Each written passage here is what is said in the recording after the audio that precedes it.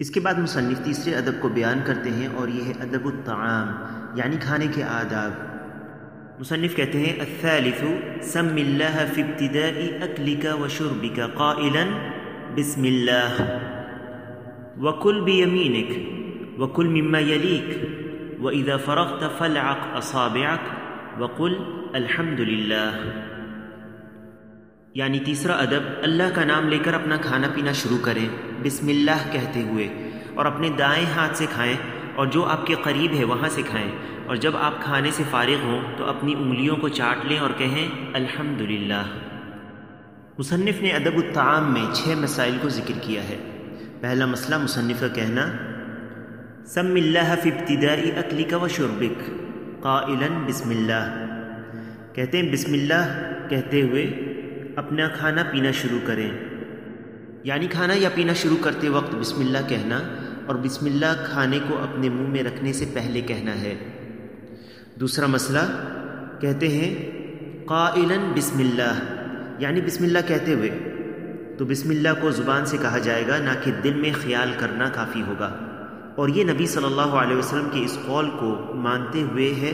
جو حدیث عمر بن ابی سلمہ رضی اللہ عنہ میں ہے، جو صحیح میں ہے کہ نبی صلی اللہ علیہ وسلم نے ان سے کہا یا غلام سم اللہ وکل بیمینک وکل مما یلیک، یعنی اے لڑکے اللہ کا نام لو یعنی بسم اللہ کہو، اور اپنے داہنے ہاتھ سے کھاؤ اور اپنے قریب سے کھاؤ۔ اور نبی صلی اللہ علیہ وسلم کا فرمانا سم اللہ سے مراد بسم اللہ کہنا ہے، جیسے کہ صراحتاً طبرانی کی روایت میں ہے، جسے انہوں نے المعجم الکبیر میں انہی سے یعنی عمر بن ابی سلمہ رضی اللہ عنہ سے بیان کیا ہے کہ نبی صلی اللہ علیہ وسلم نے انہیں کہا یا غلام اذا اکلت فقل بسم اللہ، یعنی اے لڑکے جب کھاؤ تو بسم اللہ کہو۔ لہٰذا کھانے پینے کے وقت سب سے اکمل اور بہتر طریقہ بسم اللہ کہنا ہے، نہ کہ بسم اللہ الرحمن الرحیم کہنا ہے، کیونکہ خیر الہدی ہدی محمد صلی اللہ علیہ وسلم، سب سے بہترین طریقہ محمد صلی اللہ علیہ وسلم کا ہے، اور جو ثابت ہے وہ بسم اللہ کہنا ہے کھانے سے پہلے، نہ کہ بسم اللہ الرحمن الرحیم کہنا۔ یہ بات گزر چکی ہے کہ بسم اللہ کھانے کے شروع میں کہا جائے گا، اور اگر کوئی اسے شروع میں بھول گیا تو اس کی 2 حالتیں ہو سکتی ہیں۔ پہلی حالت کہ کھانے کے دوران اسے یاد آ جائے تو پھر وہ اسی وقت بسم اللہ کہہ لے، یہ کہتے ہوئے بسم اللہ فی اولہ و آخرہ، اور دوسری حالت کہ اسے کھانے سے فارغ ہونے کے بعد یاد آئے تو اب اسے کچھ نہیں کہنا ہے۔ تیسرا مسئلہ کہ داہنے ہاتھ سے کھانا کھانا، جیسے کہ حدیث میں ہے وَكُلْ بِيَمِينِكَ، اپنے داہنے ہاتھ سے کھاؤ، اور اس میں پینا بھی شامل ہے، لہٰذا کھانا کھانے کے وقت یا پانی پینے کے وقت داہنے ہاتھ کو استعمال کریں گے، نہ کہ بائیں ہاتھ کو۔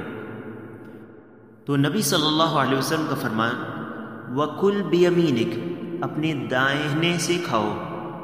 یعنی داہنے ہاتھ سے کھاؤ، جبکہ ہاتھ کا ذکر حدیث کے لفظ میں نہیں ہے، کیونکہ یہ معلوم ہے کہ انسان اپنے ہاتھ سے کھاتا ہے، اور چونکہ بعض لوگ بائیں ہاتھ سے بغیر کسی عذر کے کھاتے یا پیتے ہیں جو خلاف سنت اور حرام ہے، تو نبی صلی اللہ علیہ وسلم نے یہ فرمایا کل بیمینک۔ اور ترمذی کی روایت میں ہے لا یأکل احدکم بشمالہ ولا یشرب بشمالہ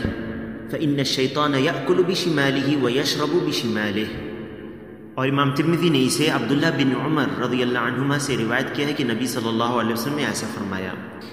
یعنی تم میں سے کوئی نہ بائیں ہاتھ سے کھائے اور نہ بائیں ہاتھ سے پیے، کیونکہ شیطان اپنے بائیں ہاتھ سے کھاتا اور پیتا ہے۔ بائیں ہاتھ سے کھانا اور پینا بغیر کسی عذر کے یہ حرام ہے، اس لیے کیونکہ شیطان سے اس میں مشابہت اختیار کرنا ہے جو کہ حرام ہے، اور ظاہری مشابہت باطنی مشابہت اختیار کرنے کا راستہ ہے۔